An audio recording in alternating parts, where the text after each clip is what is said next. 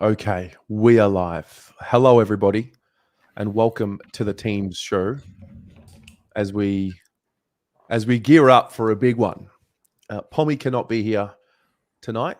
He's got commitments. He's got things in the works. You'll hear a little bit more about that at some point. But I'm here. Lek Dog's here. Hey, mate. How are you? It's good to have. Good to be here with you. I don't remember the last time it was just you and I. It's been a while. It's all right. The team stream is. I mean, I'm biased, but the team stream is my favorite. My favorite stream of the week. So it's nice to share it with you. No, it is fun because you talk a little bit, and then you have the thrill of what in the world is going to happen and what are they going to do, and then you have the immediate reaction. It is fun. It is fun, and then we get to justify all the decisions Carlton makes to make the fans in the comments feel a bit better about it. But no, actually, we did want Ed Curnow to come in this week. No, we did. Trust me. I know we spent 15 minutes saying otherwise, but ignore that. Well, the teams are going to come out in about 9 minutes or 10 minutes. So let's start with, how are you feeling about this game coming up on Sunday? Like, what's the vibe from your end? That's a great question, Tez. I do think this game sort of stands alone, and I know it's a cliche, but it kind of doesn't matter what's been going on around it. Yep. So I'm excited for the game. It's going to be massive. I'll be there. There'll be a massive crowd. I'm not terribly thrilled with how we have been performing. Obviously, we want more wins, but it's also kind of in line. If you go back and look at all the preseason stuff we did, I kind of thought we'd have a slow start to the year and build sort of on the back half of the season. So I'm hoping that my original thoughts are what's happening and we're just slow building, but it is starting to be a little bit, I won't say alarming, but I'm getting ready to pull the alarm bells. You're getting ready to break glass in case of emergency? Yeah. No, it's... I listened to, this is an aside, but if anyone listens to the Bill Simmons podcast, he did one earlier this week where he talked to someone about Philadelphia 76ers.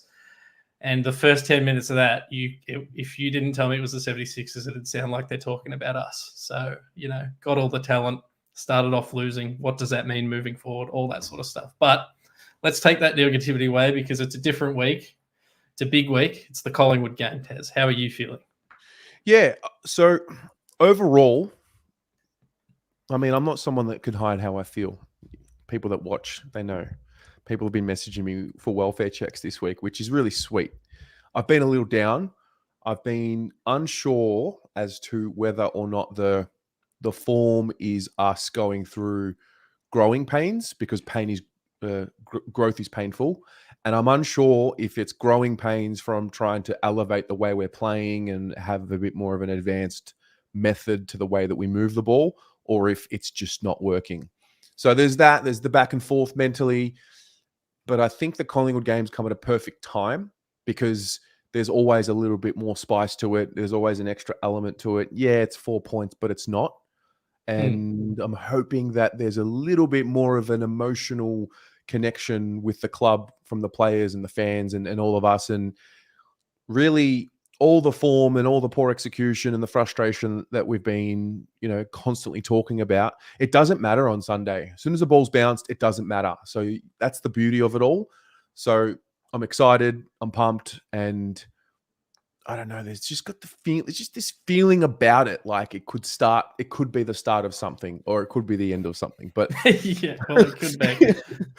I think it's. Oh, you go. Yeah, go.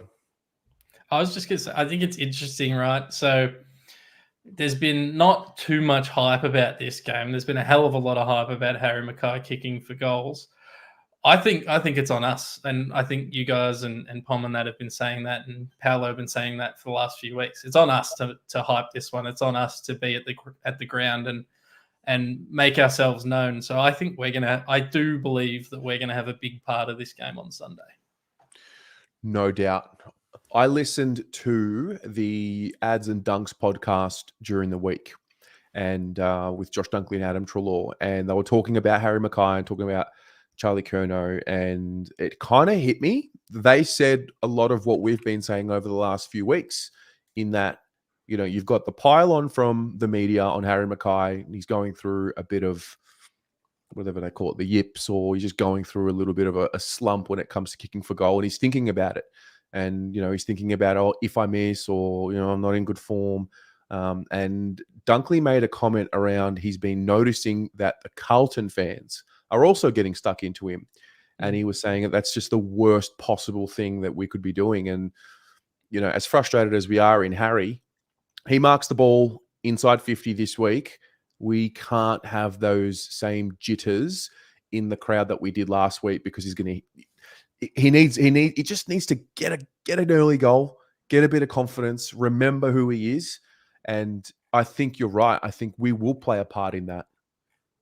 100%. And the other thing about Harry, right? Yes, he's missing goals, but he's also one of the leading mark players in the comp. He's one of the only ways we get an outlet, moving the ball up the wing, taking those relieving marks. And he's been really integral in some of the closer matches earlier in the year in terms of what else he's offering. So yes, we want him to kick goals, but we also need to remember, because Pom and I face this every week where everyone says drop Harry Mackay. It's like, well, if we drop him, we're losing like 10 marks a game and we're not moving the ball past halfway. So he's been solid in other areas, but we need to get behind him to make sure he hits the scoreboard and stops overthinking it. It reminds me of Levi Casbolt, taking a lot of grabs, not kicking a lot of goals. Yeah, there is a bit of that. So, look, that's what's going to be tonight. I can see some comments.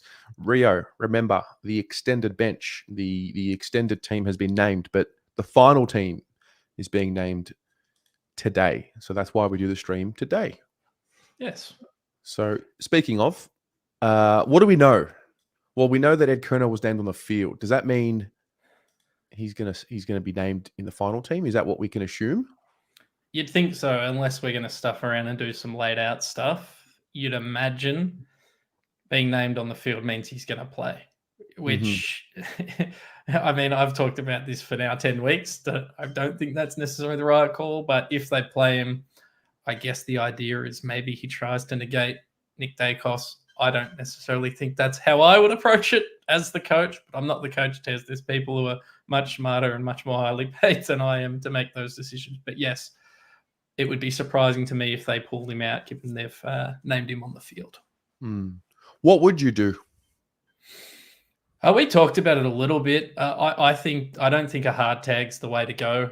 I think their fitness, Collingwood's fitness, they're going to run over the top of us. If we expended one entire resource on just trying to stop one player, I don't think that's going to be to our benefit. And I think he can impact, Nick Dacos specifically, can impact everywhere across the ground. So I think if you wanted to slow him down, you could potentially even put Sam Doherty as a forward defensive tag, keep him accountable, push him off that half forward line into the midfield, which he's been doing over the last few weeks. Alternatively, it's a tough one, because I'm also worried about Steele side bottom, and I'm also worried about, Darcy Cameron coming to that side. So they've got a lot of weapons this week against us. I wouldn't be going 100% negative. I mean, maybe a Jordan Boyd could do it. I'm not sure, but I'd be giving him some attention. But I don't know. I want to play attacking footy, Tez. I want to use guys like Adam Saad to push up the ground, and I don't think spending one whole player on stopping Nick Dacos is going to be the answer. Yeah, I'm with you. My first reaction to the team that was announced on yesterday, with the extended bench, for some reason, we'll see in a minute or so. Initially, I saw the extended bench, and I'm like, all right, well, I've got to pick 4 players from this extended bench. So my mind went to Owies and Kennedy straight away. Not a problem. And then for some reason, I'm like, is Hewitt in trouble? Is he a chance to not be playing in this game? Because it's a pretty stacked bench. It is a stacked bench, and he's not been as good this year as he was last year. Maybe that's injury, maybe that's just form, maybe that's role. But I would argue that his floor is probably a lot higher than other guys on that extended interchange. So a Zach Fisher, Tom DeConning, a Chincotta, a Cottrell, a Boyd. I'd say George Hewitt's floor is probably higher than all those guys. He's going to get you 3 tackles and 20 disposals in a bad game, which is more than we can say for those other guys, I'd argue. So, look, if he gets dropped, I think that would be a really strong statement by the club. We haven't seen strong statements for a while from them at the selection table, though. So if you're picking the 4 from the extended bench, what are your 4? Well, my 4 would be Hewitt, Owies, Kennedy, Cottrell, and the Right. teams have just dropped Tez, so we can probably tell you. Woo! What do we got? All right, so Fuck. pretty simple. In Jordan Boyd, out Alex Chincotta, and Ed Curnow comes into the starting 22, and George Hewitt is the sub. Well, there we go. Wow. That's very interesting. Okay. I had the feeling. I had a feeling his name was not there for the right reason. And okay. Initial thoughts, guys. What do we think of that? I'll run through the lineup so we can have it, and you can read some comments. Backline: Doherty, Lewis Young, Nick Newman. Halfback: McGovern, Wiedering, Sard. Centerline: Blake Acres, Paddy Cripps, and Ollie Hollands. Half forward: Ed Curnow, Harry Mackay, and Jack Silvani. Forward line: Durden, Charlie Curnow, and Jesse Motlop.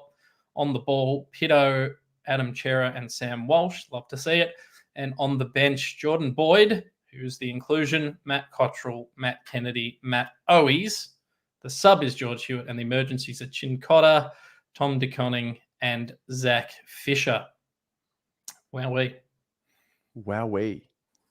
Let's it does seem that fear that we had that over the last sort of 12 months that maybe we had one too many sort of inside mids in this team. The last few weeks have probably confirmed that, with Matt Kennedy being the sub and now George Hewitt being the sub. You got Hewitt, Kennedy, Chera, Walsh, Cripps, plus a whole host of others that can play in the midfield. So maybe that confirms that we just got one too many. So this is an interesting comment, because it's easy to say, why is Ed Curnow playing and Zach Fisher's not? Well, we also want selection integrity when people are out of form. Yeah. So what is it? It's one or the other. Yeah. Zach Fisher didn't play last week, so they obviously they rested him for that practice match, so it's probably hard to bring him in. And I suspect we spoke about this on the selection panel show on Pommy and Oz, that Ed Curnow might, and not specifically Ed Curnow, but guys like Ed Curnow that the comments were questioning, might survive purely because basically the only guy who played last week for us, there was Jack Martin on his first week back, and Jordan Boyd. And they're kind of probably the only options we really had to come back into this side. Yeah. Jordan Boyd for me makes a lot of sense, because he's essentially going to be able to get you the ball as many times as Chincotta. And I think he's a much better kick than Chincotta. And I think clearly our kicking has been an issue for us, especially in D50. So I've got no issue with that there. No. George Hewitt, it's not like he's not going to play. He's going to play. He just won't play the full game. So it might be a bit of an ace up our sleeve to use at some point throughout the game. Now, Ed being in, they've obviously got something planned to use him in a certain way. Yeah, they're going to, I mean, look, if you're reading between the lines, he's going to tag Nick Dacos, or try to, isn't he? And if it doesn't work, they'll move on George Hewitt for someone who can probably impact around the ball a bit more. Our sub selection throughout the whole year has been really, I'll say, interesting. It just seems to be we're playing our sort of 23rd best player every week in there. So the next guy that's available, Matt Kennedy, George Hewitt, you name it.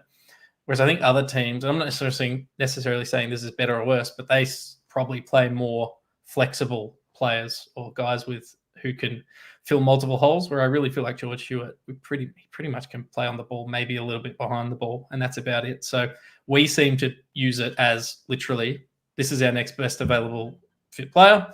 He'll come in if we need him to, rather than it being a really tactical use of that role. Yeah. What do we got here? Tez, you okay? Chincotta can kick well on both sides. You can't tell if he's a left footer or a right footer. I think Jordan Boyd's clearly a better kick. Yeah. Personally. And Jordan Boyd is a part of the future of the club, I would guess. Whereas I don't think Chincotta is necessarily, he's a nice story, but I would argue that he's a VFL player who's got some experience at AFL level, whereas Jordan Boyd, it seems to be someone that they want to progress with. And I'm with you, Tez. I think he's a Yeah. better use of the footy. Yeah. Is there anybody out there that actually, genuinely, in the depths of their hearts, believes that Ed Kerno's playing because they want the brothers to be on the field? I'd be curious to know. Gucci fella, this is a great comment. I'd be curious to know if anyone actually, in the depths of their soul, believes that that's the case. And if so, maybe they can ask Vossi, look him in the eye and say, Vossi, are you playing Ed Kerno because Charlie's in the team? Footy, I mean, I don't know. I've done a little bit of work at footy clubs and a lot of work at professional sports. That's just not how they make decisions. Now, in the NBA, they'll give a 15th roster spot to, like, Giannis's brother or whatever and pay him a couple $1 million. That's a totally different situation where you're only using 10 to 12 players anyway. They're not doing that in the AFL. There's not the money and there's not the it's just a different world. There's no way. There's just no way. He might be on the, like, if you argued he's on the list because of his brother, I could probably get swayed to that. But playing, come on. Yeah. It's just a curious one. I mean, nobody wants to win. I mean, I don't think Michael Voss sits there tonight and says, you know what? I want to piss everyone off and not beat Collingwood this Sunday. So I'm going to make a team selection so I can piss people off and so we can lose to Collingwood. So I don't know. My take on this all is the team's out. It is what it is. So are we going to rock up on Sunday and not bring the heat, not bring the energy because we're pissed off that Ed Kerno was named? Is that really what's going on? Or are we just going to get the fuck on with it, show up on Sunday and beat the Pies? It doesn't matter who's out there. It shouldn't matter who's out there, No, I'm with you. I'm excited. I've got a soft spot. I love Matt Owies. I've always loved Matt Owies. I've got a soft spot for Matt Cottrell, and I've got a soft spot now for Jordan Boyd.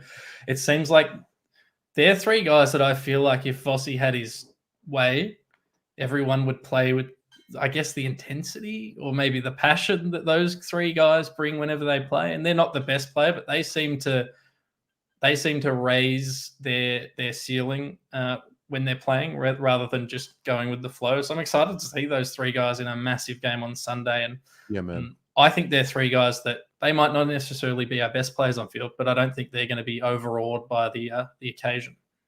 Yeah. Yeah. Where are you sitting on Sunday? We sit on the wing, down the bottom level, second row from pretty much in the center of the broadcast side. So I will be there.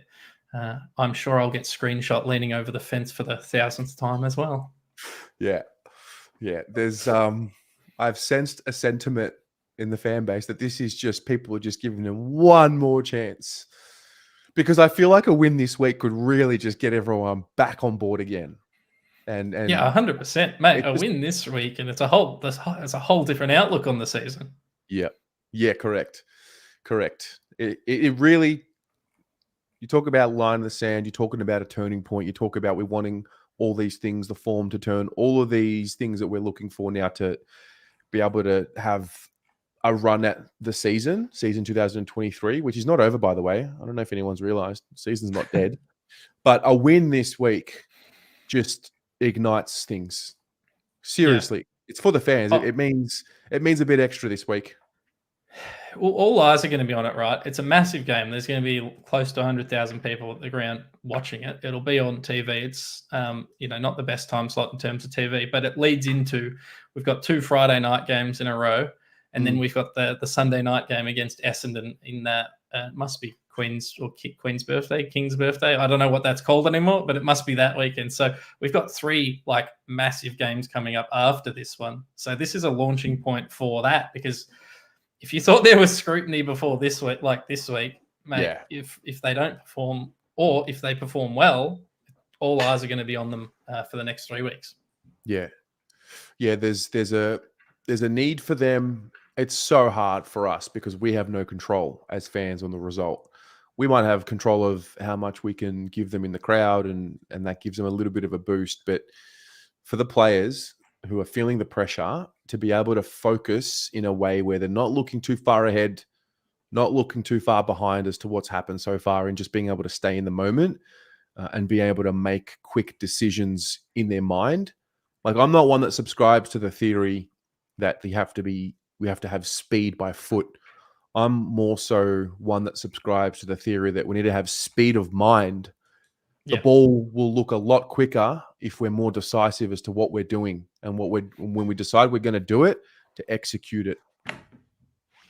That's actually a really good shout, Tez, because we talk about it a lot in the other streams. We talk about, guys like Boyd and that can move it by foot, but and Sard can move it by, in theory by running up really fast. But as you said, our biggest issue, and I think this is our biggest issue, is decision making, and we've seen it in our best players this year. We've seen their, Jacob Wiedering's inability to make a snap decision.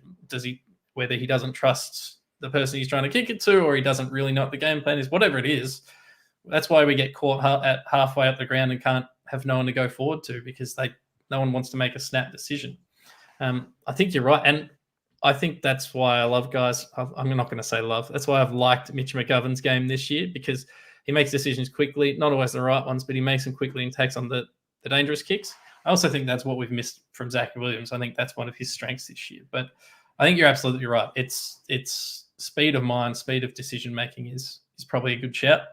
A couple of quick notes from me, Tez. Pitto, this will be his 50th game in the AFL, and Collingwood go in unchanged. Their sub was dropped, Reef McInnes, but I believe he's going to be their sub anyway. So they're unchanged. Yep. Good point here from Adrian. Says Ruckman as a sub. Can't see that being the same 3:20 p.m. Sunday. The Pies might have something up their sleeve. Yes. Yeah. Yes. Yeah. We will see. Jorts, yes. Teams are confirmed. Jordan Boyd, Ed Curnow in. Out goes George Hewitt and Chincotta. Is that right? Did I say that right? Yep, correct. Yeah, that's right. Hewitt replaces Curnow or Ed in the sub, and Boyd replaces Chincotta. Yeah. Which, when you say it like that, they're both like for like changes. Yeah. A bit of a statement too, because Hewitt's a big-ish name. Also, there's a tactical side to the changes, which, for all the talk around, Voss doesn't have a game plan, doesn't know what he's doing. Like, this is clearly a side that has been structured in a way with a plan in place. So, Well, what does everyone think? Normally, we start to get around to our tips and our predictions. Tez, what is your heart telling you about Sunday? What do you think happens? What's the storyline? What's the score? I think we will start well. I think it'll be not dissimilar to round 23. I think we will have a nice lead going into the fourth quarter. Not a nice lead, or just a lead. I think it'll be a classic case of Collingwood showing that inner belief, and they're going to come at us, and we're going to get the job done this week. I genuinely believe it. I'm not just saying it to make people happy. I genuinely believe. How much more slander can the boys cop before they show a turnaround? How much more? So I think it'll be close. Uger with the 20 actually has. This is exactly how much I tip us by. I think we'll win by 2 goals late. We'll be up by 6 with 30 seconds to go, and we'll just get a nice cheeky goal after the siren to make it 12. A nice steadier. Yes, I don't mind those. The last 3 weeks, who did we have? Did we have St. Kilda was 4 weeks ago, but St. Kilda, I went into St. Kilda game knowing we were going to lose. I went into the Bulldogs game knowing we were going to lose, and the Brisbane game knowing we were going to lose. I just knew. I just knew we were going to lose. I don't have that feeling going into this game. There's something about the Sunday time slot. There's something about the arch rivals. It's going to be a packed house, our home game. I do legitimately think we will win this game. I think it will be a very close game. I'm going to tip us by 7, which is way too close for comfort. And I don't think Cripps has his best game. I think Cripps bounces back and they use him more as a bit more of an outlet. Tackle, handball, get it to Sam Walsh. Sam Walsh is going to be the best on ground. That's my prediction. Yeah. Sam Walsh will be best on ground. Well, yeah. Yeah, he had to sit there and watch round 23 from the coach's box last year, didn't he? Yeah. So Tell you another And thing you, I love this week that I saw from the club. The 1970 Premiership players, they put them all in a theatre and watched the grand final. yeah, And lo and behold, focus was on football and the history and the club and the game. Not to say that there's anything wrong with all the other things that we focused on this week. It's Sir Richard Douglas Nichols round. Wait, hang on, have I said that right? now you've confused me. We're wearing our Indigenous Guernseys, and that's Yeah. awesome. But at the top of priority of everything, the most important thing is the game. That's the most important thing. That's how I see it anyway. So it was good to see them have a bit of a history lesson this week. And look, it's hope. It's always hope. We hope for better days. But I've just given these boys just one more chance to give us something to jump on the back of. It's going to be Sunday. Yeah, and then I'll give them one more chance next week as well. But no, this is this week's one more chance. No, for sure. Yeah. Yeah. I think it's going to be. I don't think it's going to be a I don't think it's going to be a poor game. I think, it might be that we're not good enough to beat Collingwood. I do think we will beat them, but it might be that we're not good enough. But I don't think it's going to be a what the hell are we doing? I think we're going to have signs of what we saw in the third and parts of the fourth quarter last week. I think we're going to come out of the game going, right, I actually recognize what I saw. I understand what we're doing. Yeah. Stephen with the $31. Thank you, my friend. He says, do we think weather could play a part? Who does it favor if it rains? Well, currently it says that it's going to be 14 on Sunday, mostly cloudy. Doesn't say anything about rain. So there's that. Now, if it does rain, who would it favor? Well, I think it just neutralizes the game, and it becomes a little bit more around the will to win. Yeah, if it rains and we adapt to it, I think it potentially favors us. It probably doesn't favor our go-to plan A game plan, which is a kick mark game plan. But I think when we're playing our best when the shackles are off, and the weather would help take those shackles off. So I'll be crossing my fingers for a bit of rain, to be honest with you guys. Yeah. No, look, I just think if I get there on Sunday and I hear the jitters in the crowd before the first bounce, and I hear us sooking it up before anything's happened, I'm going to know straight away exactly what the day is going to be. I think we need to come out with full fire. Them, the players, us, the fans. It's going to be a tough game. It's Collingwood.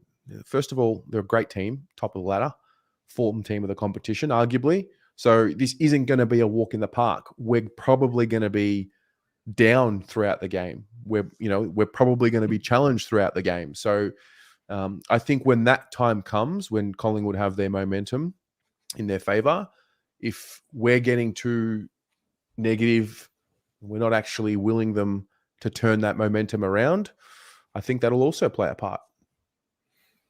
Yeah. Oh, we've definitely got to play a part. We definitely can't bring negative vibes. I think it's a big thing because, me being negative doesn't make a difference, but me and you and the other 60,000 people there being negative does make a difference. So yeah, I've already done my part for the week. Part of my family are Collingwood supporters. They wanted to drive to the game together on Sunday. Told them to get fucked. So I've started doing my part, Tez. I'm not fraternizing with any of them. Love to see it. Told him to get fucked. We're not friends this week. We're not family this week. This is war, mate. We're not. Everyone's just got to kind of remember who we are. And you know what? If we lose, we'll do it all over again. Yeah, we will. We'll have to get hyped up for Sydney on Friday in what will be a very winnable game. Let's not get too ahead of ourselves. Yeah. No, look, games like this are a privilege. We have a great club that we follow, and this rivalry is very special. I would argue round 23 last year probably reignited the rivalry for the modern fan, because a lot of us, we hate Collingwood, but we've hated Collingwood because that's what our ancestors and what the generation before us told us to do. We knew that's part of our identity, whereas I have a genuine hatred and it's personal because of what happened last year. And that is what it is. It's great. Oh, embrace it. Embrace it. Let them know Yep. about it too. Any bold predictions? Things out of the blue that... Bold predictions. That's tough. I'd love.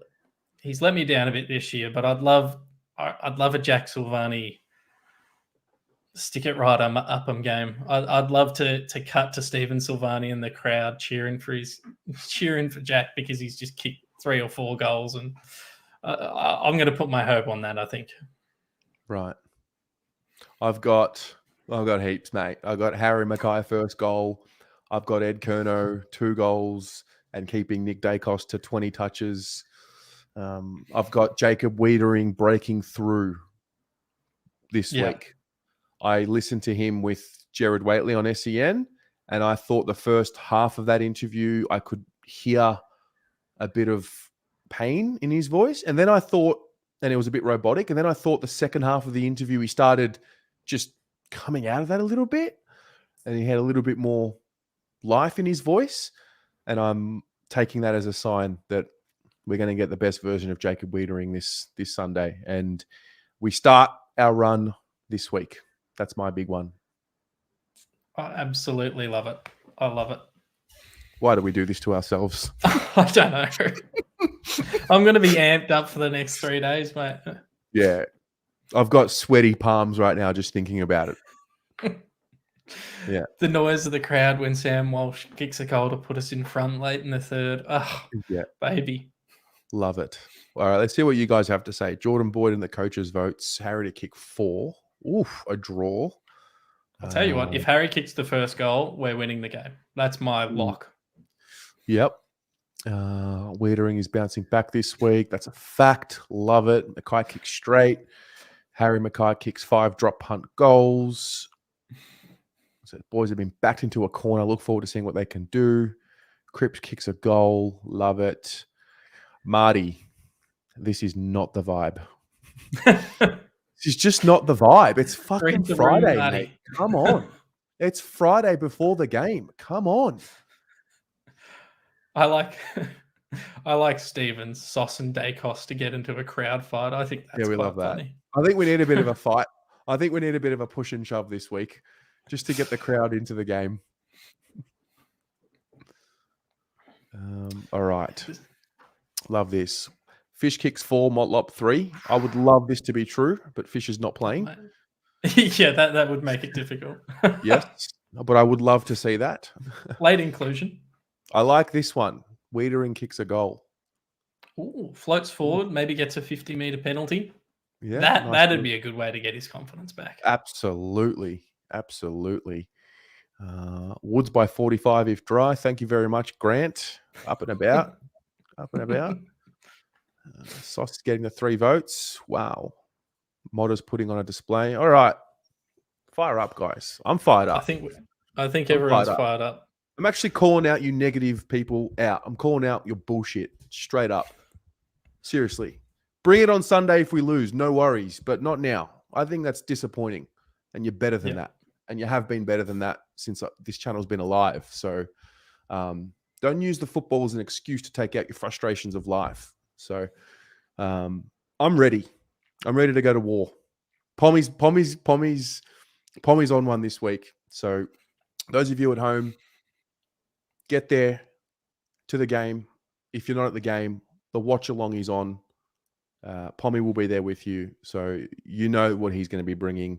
The fan cams will happen straight after the game. I'll rush home. It'll be roughly 6:30, 7 p.m. And you're not realists, by the way. You're buzzkills. That's what you are. Yeah. And I can't wait. Lek Dog, great to have you as always, mate. And let's see what happens on Sunday. It's going to be a big one. Go Blues. Go Blues.